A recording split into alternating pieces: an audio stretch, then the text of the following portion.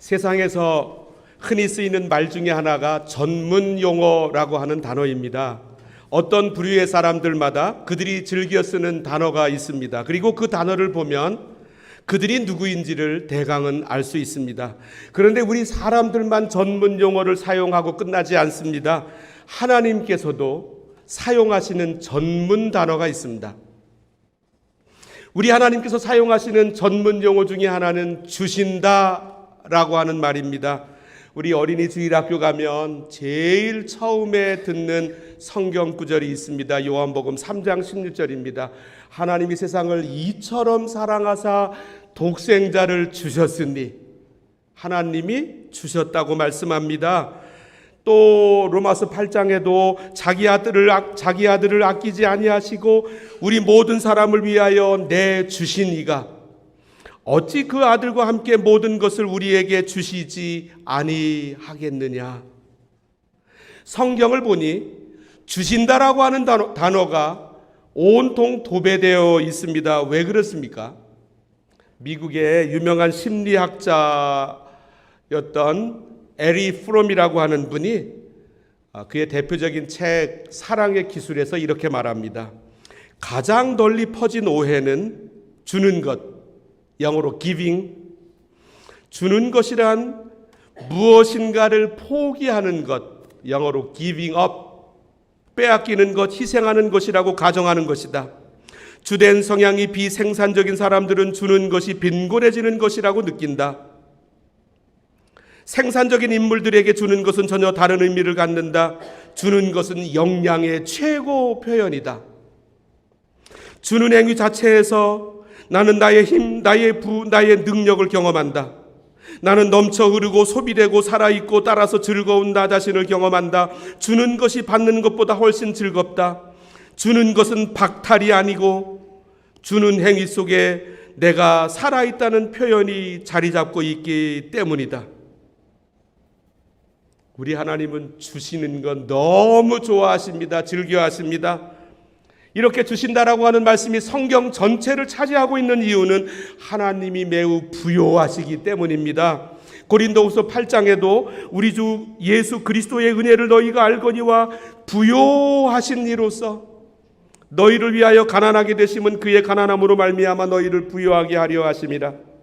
우리 하나님이 쓰시는 다른 전문 용어 중에 하나는 부요함입니다. 부요함, 넉넉하심, 풍요, 차고 넘침. 사람이 차고 넘치면 주는 모습을 통하여 자기를 표현합니다. 이 주는 것은 부요함의 표현입니다. 용서도 여기에 속합니다. 하나님은 용서하시는 분입니다. 우리를 용서하시기를 즐겨하십니다. 우리의 죄를 보시고 책망하지 않으십니다. 오히려 우리의 죄를 덮으십니다. 여기에서 한 걸음 더 나아가 우리의 죄를 하나님이 친히 담당하십니다.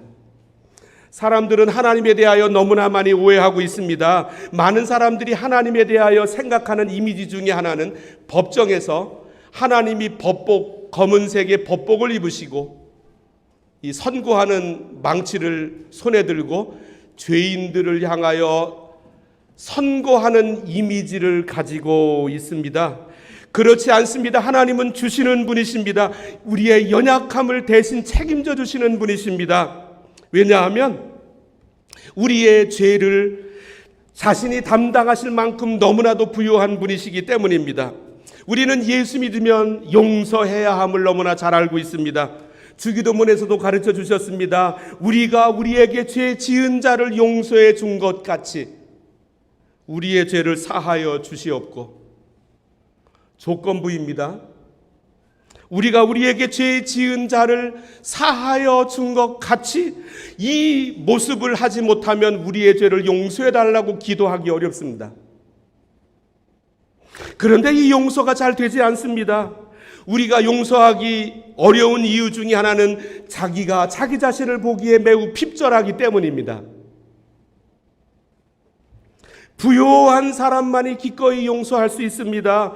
용서하는 그 모습 하나만 보아도 그가 지금 부요한지 넉넉한지를 알 수 있습니다. 용서는 자기 자신이 부요함을 나타내는 시금석과 같습니다. 하나님께서 우리들에게 구원의 선물을 주셨습니다. 처음에 제가 읽어드린 요한복음 3장 16절처럼 하나님이 세상을 이처럼 사랑하사 독생자를 주셨으니 이는 그를 믿는 자마다 멸망하지 않고 영생을 얻게 하려 하심이라. 독생자는 예수님을 가리킵니다. 하나밖에 없는 아들이라고 하는 뜻입니다. 예수님을 주심으로 구원을 주십니다. 우리는 예수님을 내 안에 모심으로 말미암아 구원의 선물을 받아 누립니다. 그런데 하나님의 선물은 여기에서 끝나지 않습니다. 하나님은 부요하신 분이십니다. 하나님은 우리를 구원하심에 만족하지 않으십니다. 하나님의 구원 선물은 여기에서 훨씬 더 앞으로 나아가십니다. 무엇입니까? 여기에서 하나님 차원의 삶을 사는 것입니다. 이전에는 내 눈에 보이는 것만이 전부라고 생각했습니다. 이전에는 내 손에 쥐고 있는 것만이 이 땅에 나의 유일한 자산이라고 여겼습니다. 그런데 신비롭게도 어느 순간인가부터 하나님 차원의 일들이 내게 나타나기를 시작합니다. 하나님만이 하실 수 있는 일들이 내게 나타나기를 시작합니다. 하나님으로만 설명되는 일들이 내게 막 일어나기 시작합니다. 하나님은 우리를 구원하는데 만족하고 끝나지 않으십니다. 하나님 차원의 일들로 우리들의 삶이 가득하기를 원하십니다. 어떻게 일을 하십니까? 성령님을 우리들에게 보내주심으로 하나님 차원의 일들이 우리들에게 일어나기를 원하십니다. 우리 캐나다는 산유국입니다. 미국은 더 많은 산유국입니다. 텍사스주 같은 곳에는 아주 이 기름이 많이 납니다. 그곳에 예이츠 풀이라고 하는 유명한 유전이 있습니다. 여기에 얽힌 이야기가 있습니다. 1900년대 초반에 예이츠라고 하는 사람이 목장업을 하고 있었는데 은행에서 돈을 대출하여 넓은 땅을 샀습니다. 그런데 1930년대에 세계 대공황이 밀려들었습니다. 이 공황 때문에 현찰이 다 막혀버렸습니다. 밀린 융자금은커녕 이자도 내기 힘들었습니다. 전전긍긍하고 있었습니다. 정부에서 주는 보조금으로 생활하고 있었습니다. 목장을 통째로 은행에 빼앗길 위기에 놓였습니다. 그러던 어느 날 석유회사에서 지질조사단이 이 사람의 목장을 방문하게 되었습니다. 그들은 석유가 나올 가능성을 발견하고 예이츠를 설득하기 시작했습니다. 예이츠는 허락했습니다. 땅을 파고 내려갔습니다. 매트릭 시스템으로 334m를 팠을 때 그곳에서 유전이 터져 올라오기를 시작했습니다. 처음에는 하루에 8만 배럴의 원유가 나왔습니다. 나중에는 12만 5천 배럴의 원유가 또 나오기를 시작했습니다. 지금 시가로 생각해보면 상상할 수가 없는 돈입니다. 예이츠는 단번에 억만장자가 되었습니다. 그는 땅 속에 이러한 놀라운 자원이 묻혀 있는지를 모르고 있었습니다. 그냥 땅 위에 있는 일들이 돌아가는 것이 전부라고 생각하며 살았습니다. 땅 속에 어마어마한 원유가 매장되어 있었던 것처럼 하나님께서 우리 눈에 보이지 않는 놀라운 선물을 우리들에게 주셨습니다. 이 선물 중에 하나는 바로 성령님입니다. 성령님께서 우리들에게 주시는 이 선물은 말할 수 없이 크고 높습니다. 이 성령님을 모르면 궁핍하게 살아갈 수밖에 없습니다. 오늘은 오순절이라고도 부르는데 예수님이 부활하신 날로부터 50일째 되는 날입니다. 예수님께서 부활하셨습니다.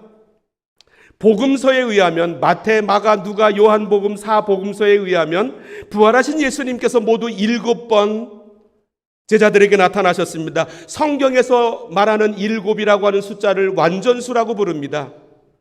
단지 7번만 보여줬다라고 하는 뜻이 아니라 7이라고 하는 이 숫자에는 완전 충만한 숫자라고 하는 의미가 들어있습니다. 따라서 7번 나타나셨다라고 하는 것은 보여주실 만큼 넉넉하게 보여주셨다는 뜻입니다. 그런데 요한복음 21장을 보면 수제자 베드로는 나는 물고기나 잡으러 가겠다라고 체념하고 있습니다.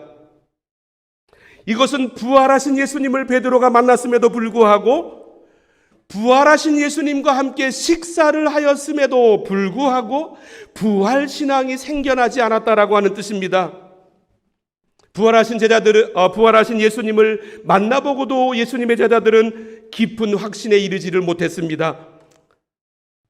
더군다나 예수님은 부활하신 다음에 온 천하 사람들한테 돌아다니면서 자기 자신을 보여주신 것이 아니었습니다. 자기의 제자들에게만 나타나 보여주셨습니다. 그런데 놀라운 일이 생겼습니다. 오늘 본문에는 사도들과 갈릴리 사람들이 모여 있었는데 하늘에서 내려오는 성령님으로 말미암아 새로운 사람들이 되었습니다. 이 성령님을 받고 나니까 지난 3년 동안 예수님이 우리를 가르쳐 주신 그 뜻 하나하나가 선명하게 다가오기를 시작했습니다. 예수님이 데리고 다니시면서 체험하게 하셨던 수많은 일들의 의미가 정확하게 쏟아져 들어오기를 시작했습니다. 그 귀한 예수님의 진리 가운데 사로잡히기를 시작했습니다. 그러자 다락방 문을 열고 세상을 향하여 사람들을 만나기 시작했습니다.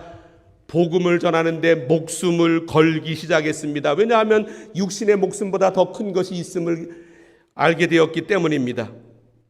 이 사건이 없었더라고 한다면 사도들은 예수님이 가르쳤던 바른 믿음에 도달할 수 없었을 것입니다. 구체적으로 오늘 성경 본문은 성령님을 받았을 때에 나타나는 현상 3가지를 말씀하고 있습니다. 첫 번째, 성령님은 술처럼 오십니다. 120명의 제자들이 성령님을 받았습니다. 주변 사람들이 이들의 모습을 지켜봤습니다. 그리고 이들을 향하여 조롱하는 말을 했습니다. 13절 말씀, 두 번째로 읽은 사도행전 2장 13절 말씀을 읽어보면 또 어떤 이들은 조롱하여 이르되 그들이 새 술에 취하였다. 조롱하는 말입니다. 그런데 이 새 술에 취하였다라고 하는 말씀만큼 성령님을 받았다라고 하는 이 변화를 더 명쾌하게 설명해 주는 다른 단어는 없습니다. 세상 사람들이 술 마시는 이유가 무엇입니까? 그 중에 하나는 슬픔을 잊어버리기 위해서입니다. 그래서 슬픈 일들이 가득 일어나면 술집에 가서 술을 사오거나 술집으로 가서 술을 마십니다. 술을 마심으로 말미암아 슬픈 일을 잊어버리게 됩니다. 술에 취하면 슬픔을 잊어버립니다. 사람들이 또 술을 마시는 이유 중에 하나는 내게 생긴 즐거움을 더 확대시키기 위해서입니다. 사람들은 그래서 즐거움이 생기면 술을 사다 마시거나 술집으로 갑니다. 사람들이 술을 마시면 이전에 없었던 용기가 생겨납니다. 전에는 사람 눈치 보고 용기가 없어서 말을 못했는데 평상시 하고 싶은 말을 술 기운을 빌려서 그 사람에게 쏟아붓습니다. 사람들이 술집에 가서 술을 마시다가 술이 거나하게 오르기 시작하면 옆자리에 있는 사람하고 합석하자고 합니다. 서로 모르던 사람입니다. 옆에 있는 사람을 초청해서 함께 합석하자고 합니다. 술에 취하면 술값을 내가 낸다고 합니다. 술 취하기 전에는 손이 떨려서 할 수 없는 일이었는데 이제 술이 취하고 나니까 내가 내겠다고 합니다. 그런데 성령님이 오시면 이와 똑같은 현상이 나타납니다. 성령님이 내 안에 오시면 내 안에 있던 슬픔이 사라집니다. 성령님이 내 안에 오시면 내 안에 있었던 즐거움이 커집니다. 성령님이 내게 오시면 내게 없었던 담대함이 생깁니다. 성령님이 내게 오시면 주변 사람들하고 가까이 합니다. 전에는 나하고 코드가 맞는 사람을 찾아다녔는데 그 사람 나하고 코드가 맞지 않다고 이야기했는데 그래서 거리를 뒀었는데 이제는 코드가 다른 것이 상관없습니다. 전에는 저 사람에게 관심이 없었는데 이상하게도 그 사람과 합석하게 됩니다. 이제는 그 사람이 있는 곳으로 내 발걸음을 옮기게 됩니다. 그리고 성령 받으면 교회 일을 즐겁게 합니다. 이 교회 일은, 하나님의 일은 맨정신으로 할 수 있는 일이 아닙니다. 맨정신으로 교회 와서 일을 하려고 하니까 안 되는 것입니다. 못하는 것입니다. 성령의 세술에 취해야만 즐겁게 교회 일을 할 수가 있습니다. 성령의 포도주를 마시면 제정신이 사라집니다. 제정신 가지고 교회 생활을 하려고 하는 사람은 교회 생활 못합니다. 그런데 성령님의 새 포도주를 마시면 제정신이 사라지고 예수의 정신이 나를 사로잡기를 시작합니다. 예수의 길을 기꺼이 걸어갈 수가 있습니다. 전에는 그 길이 어려웠는데 이제는 너무나도 쉽습니다. 성령의 세술에 취하면 새벽에 일어나는 것도 쉽습니다. 성령의 세술에 취하지 않으면 새벽에 일어나서 기도하는 거 어렵습니다.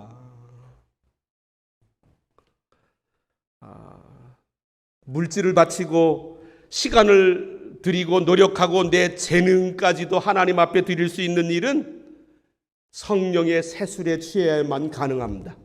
그렇지 않으면 아까워서 할 수가 없습니다. 예수님의 제자들은 전에 숨어 있었습니다. 그러나 성령님의 세술에 취하자 그들은 다락방 문을 열고 바깥으로 나가서 사람들을 만나기 시작했습니다. 우리 성령님이 우리에게 오시면 세술에 취하는 현상이 우리들에게 나타납니다. 두 번째, 성령님께서 불의 혀처럼 오십니다. 성령님께서 오시면 또 내게 나타나는 놀라운 변화가 있습니다. 3절 말씀을 읽어보겠습니다. 마치 불의 혀처럼 갈라지는 것들이 그들에게 보여 각 사람 위에 하나씩 임하여 있더니, 혀는 말하는 도구를 가리킵니다. 이 혀에 성령님이 오십니다. 성령님이 오시면 우리를 태우십니다. 성령님은 불이십니다. 우리 삶을 태우십니다. 그런데 제일 먼저 어디를 태우십니까? 우리의 혀를 태우십니다. 구약성경에 제사장의 삶을 살던 이사야라고 하는 사람이 있었습니다. 이사야는 성전에서 예배를 인도하던 사람이었습니다. 평생 예배를 드려왔는데 어느 날 놀라운 체험이 그에게 열립니다. 갑자기 하늘문이 열리면서 하나님의 보좌가 보이기를 시작합니다. 그리고 천사들이 하나님을 찬양하는 모습이 보입니다.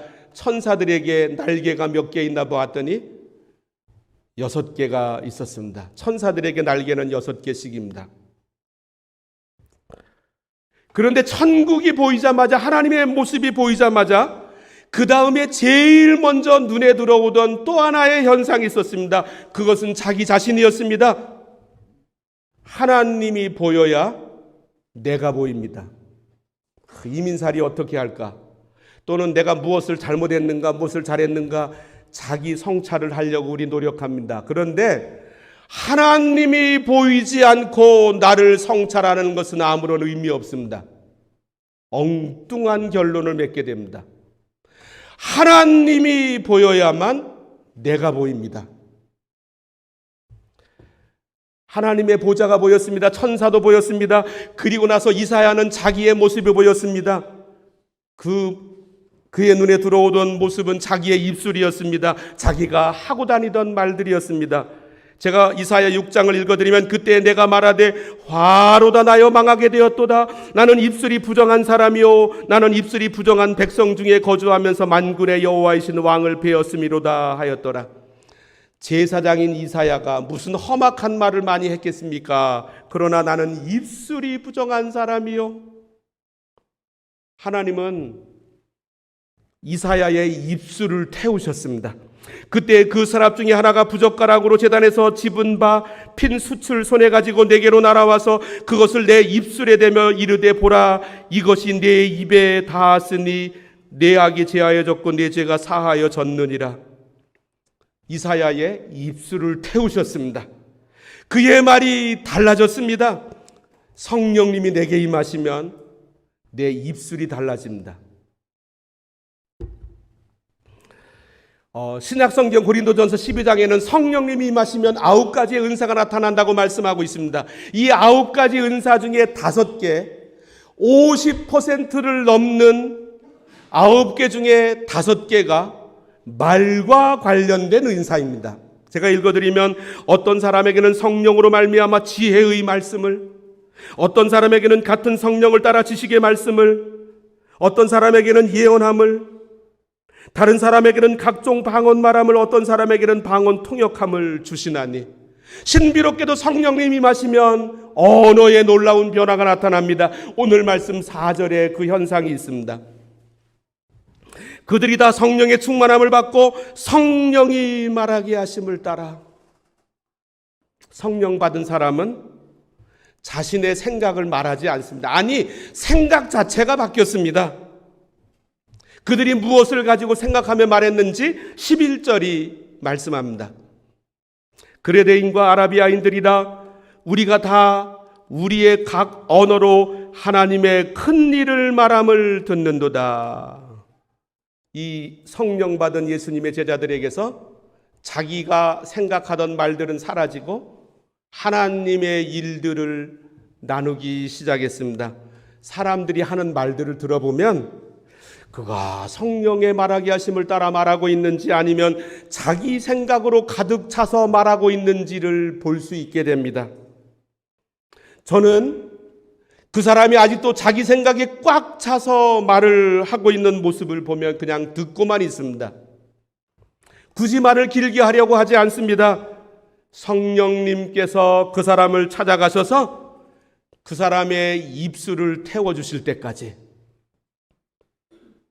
세 번째로 성령님은 바람처럼 오십니다. 1절과 2절 말씀을 읽어보겠습니다. 오순절날이 이미 이름에 그들이 다 같이 한 곳에 모였더니 호련히 하늘로부터 급하고 강한 바람 같은 소리가 있어 그들이 앉은 온 집에 가득하며, 이 바람은 생명력을 가리킵니다. 창세기 2장을 보면 하나님께서 사람을 지으실 때 흙으로 만드셨습니다. 그래서 육신의 생명이 끝나면 이 몸은 흙으로 돌아갑니다. 하나님이 흙으로 사람의 모습을 지으시고 그 코에다가 하나님의 입술을 갖다 대시고 생기를 그 코에 불어 넣으시니 사람이 생명이 된지라 살아있는 존재, 살아있는 영혼이 되었습니다. 이 생기는 그 흙으로 만든 코에 하나님이 불어 넣으신 호흡은, 바람은 하나님의 생명력을 가리킵니다. 우리 아침에 일어나셔서 신선한 공기를 호흡하셨습니다. 그런데 하나님은 이 산소가 들어있는 공기뿐만이 아니라 성령님의 호흡을 우리들에게 준비해 놓으셨습니다. 그래서 우리가 성령님을 호흡할 수가 있어야 합니다. 성령의 숨을 쉬어야만 합니다. 성령님의 호흡하심이 내게 느껴져야 합니다. 또한 이 바람은 하나님의 주권을 가리킵니다. 우리는 바람이 불 때 바람을 느낍니다마는 바람이 어디서 불어서 어디로 가는지 모릅니다. 하나님의 일하심도 그렇습니다. 바람은 자기들의 뜻대로 움직입니다. 성령님도 자신의 뜻대로, 하나님의 뜻대로 우리들을 이끌어 가십니다. 이 성령님은 놀라운 선물입니다. 하나님께서 우리 삶 속에 일하십니다. 그런데 하나님이 일하시는 일에는 순서가 있습니다.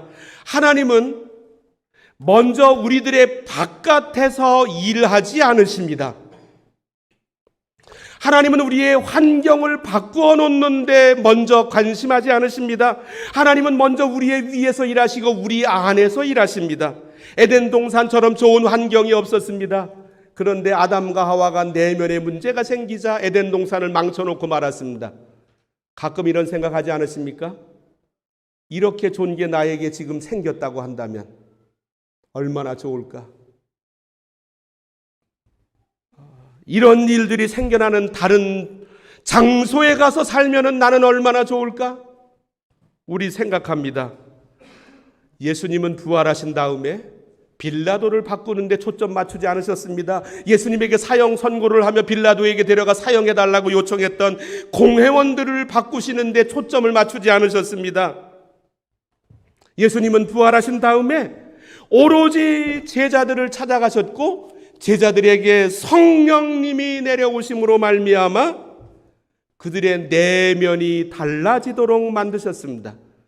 더 좋은 환경, 그거 우리들에게 중요한 거 아닙니다. 하나님 차원의 일들이 일어나면 됩니다.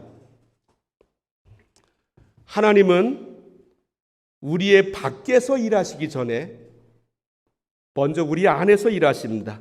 위로부터 내리는 성령님을 통하여 우리 안에서 일하십니다. 미국 교회 역사에서 1800년대의 흐름을 주도한 한 분을 꼽는다면 드와이트 엘 무디라고 하는 분입니다. 이분은 유명한 설교자였는데 교육이 초등학교 한 5학년 정도밖에 되지 않았기 때문에 영어로 말하는데 수없이 문법이 틀렸습니다. 이분은 목사 안수를 받지 않은 분이었습니다. 그런데 수많은 곳에서 설교자로 초청을 받았습니다. 이런 재미있는 얘기가 있는데 이 무디가 집회 강사로 초청되었습니다. 그때 어떤 젊은 목사가 질투에 찬 목소리로 무디 혼자만 성령을 독차지하고 있느냐? 라고 따지듯이 물었습니다. 그때 무디가 이렇게 답했습니다. 무디가 성령을 독차지한 것이 아니라 성령이 무디를 독차지한 것입니다. 성령님께서 무디를 독차지하셨습니다. 그래서 초등학교 5학년밖에 나오지 않은 사람이, 목사 안수도 받지 않은 사람이 하나님의 위대한 설교자가 되었습니다.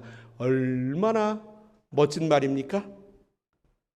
우리 성령님께서 이 놀라운 선물로 우리들에게 오십니다. 기도하십니다. 하나님 아버지,